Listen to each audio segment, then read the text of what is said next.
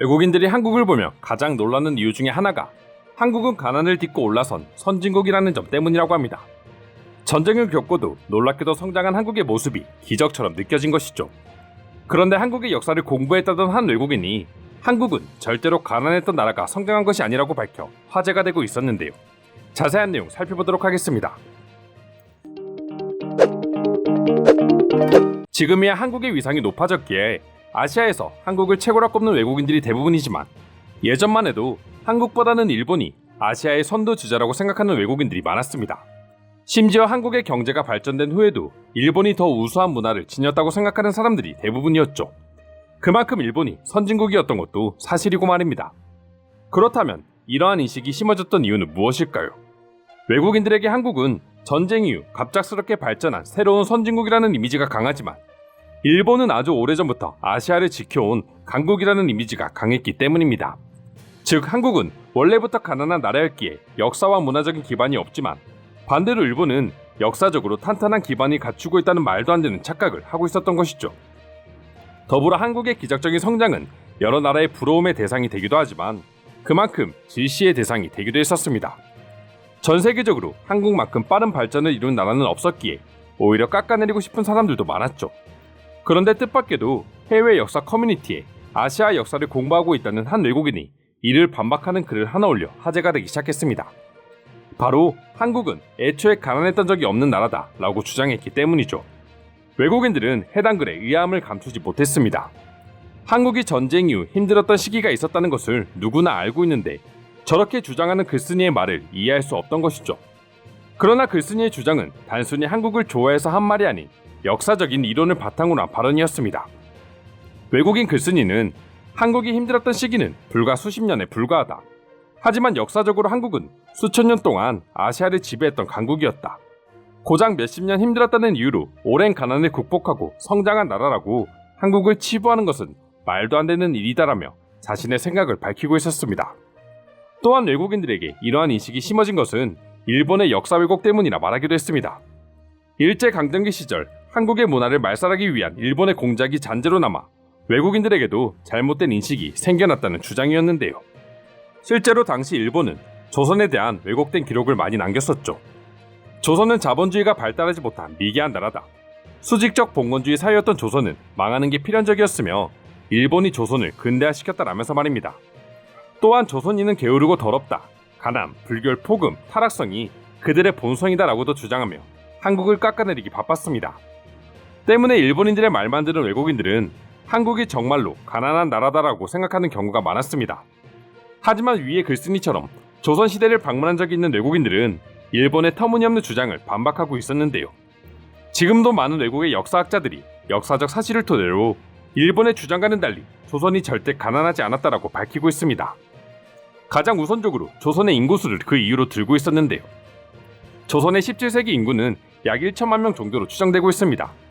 이 인구는 19세기까지 계속해서 증가한 것으로 알려져 있으며 동시대 비슷한 영토 크기를 가진 영국의 인구가 600만 명에 불과했으니 면적 대비 상당한 인구수를 자랑하고 있었습니다. 산업화 시대 이전만 하더라도 이처럼 많은 인구수는 곧 가난하지 않다는 것을 뜻합니다. 지금과 달리 농업사회였던 과거에는 애초에 가난한 나라가 그 많은 인구수를 감당하는 것이 말이 되지 않기 때문이죠. 한국인들의 식사량 역시 한국이 가난하지 않다는 것을 증명해주는 훌륭한 척도입니다. 지금도 조선시대의 식사 사진을 보면 일명 고봉밥이라고 하여 밥을 삶처럼 쌓아놓고 먹는 사진을 쉽게 찾아볼 수 있습니다. 여러 역사학자들이 한국인들의 식사량을 보고 공통적으로 하는 말이 조선인들은 신분과 관계없이 많이 먹고 일본인과 서양인에 비해서도 많이 먹는다였습니다. 실제로 한국은 밥심이다라는 말 역시 한국의 농민들이 일을 하기 위해 밥을 고봉처럼 쌓아 먹었기에 생겨난 말이었죠. 국민들이 많이 먹는다는 것은 그만큼 조선의 쌀 생산량이 높았다는 것을 의미하고 조선이 정말 가난했다면 신분에 관계없이 모든 국민들의 식사량이 저렇게 많은 건 절대 불가능했다고 합니다. 조선인들이 게으르고 더럽다고 주장한 일본의 망원 역시 반박하는 외국인의 기록도 있습니다. 영국의 탐험가이자 인류학자인 세비지 랜도우는 조선 사람은 손은 자주 씻는데 목욕은 하지 않는 것 같다.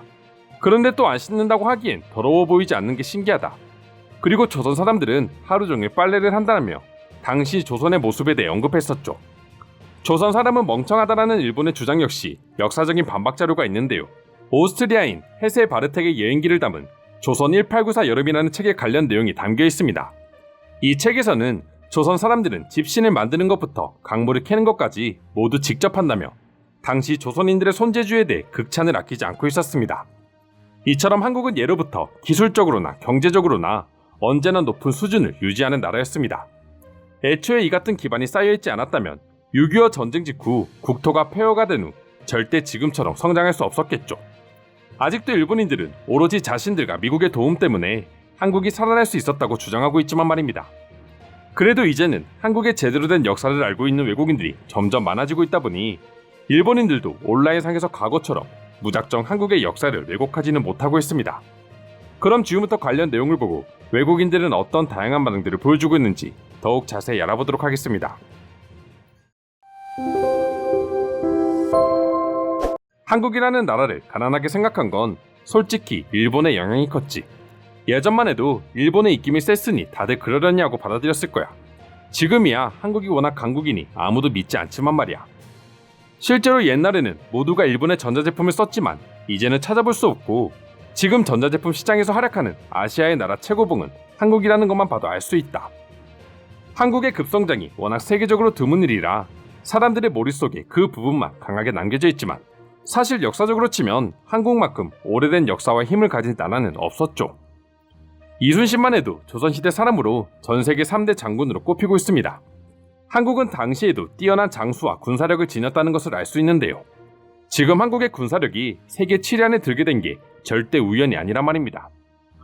한국을 시기하는 사람들은 그저 부럽고 셈이나 욕을 하는 거다. 미국이었으면 원래부터 강국이었으니 어쩔 수 없지 하고 넘기겠지만 한국은 자신들의 나라보다 약하다고 생각했을 텐데 문화적으로나 군사적으로 지금은 엄청난 영향력을 끼치고 있으니 질투하는 거지. 한국 컨텐츠가 성장하기 시작한 초기에는 한국을 비난하는 목소리가 꽤 있었죠. 특히나 일본이나 중국에서는 자신들이 원조였다며 언론 플레이를 많이 했었습니다. 역사를 조금이라도 아는 사람이라면 일본인들의 말을 믿지 않아. 한국의 역사를 공부한 사람은 알겠지만 6.25 정도의 시기는 한국에서 역사적으로 수도 없이 있었다. 그리고 그때마다 한국은 위기를 극복하고 한 단계 더 성장했었고 아무리 한국이 부유했어도 한강의 기적은 그래도 의미 있는 일이라고 생각해요. 지금도 한국만큼의 성장을 보여준 나라는 없습니다. 요즘 같은 시기에는 전 세계가 배워야 할 훌륭한 성장 모델 중 하나입니다. 한국의 경제도 그렇지만 한국인들의 시민의식도 절대로 하루아침에 나올 수 있는 것이 아니야. 오래전부터 그렇게 교육받아 왔기에 가능한 일이지. 그래서 한국이 동방예의지국으로 불립니다. 저도 역사를 공부하는 학생으로서 제가 가장 흥미롭게 공부했던 부분이 한국의 역사에 관한 내용이었습니다. 공부할수록 왜 한국이 지금처럼 강한 나라가 될 수 있었는지 알 수 있었거든요.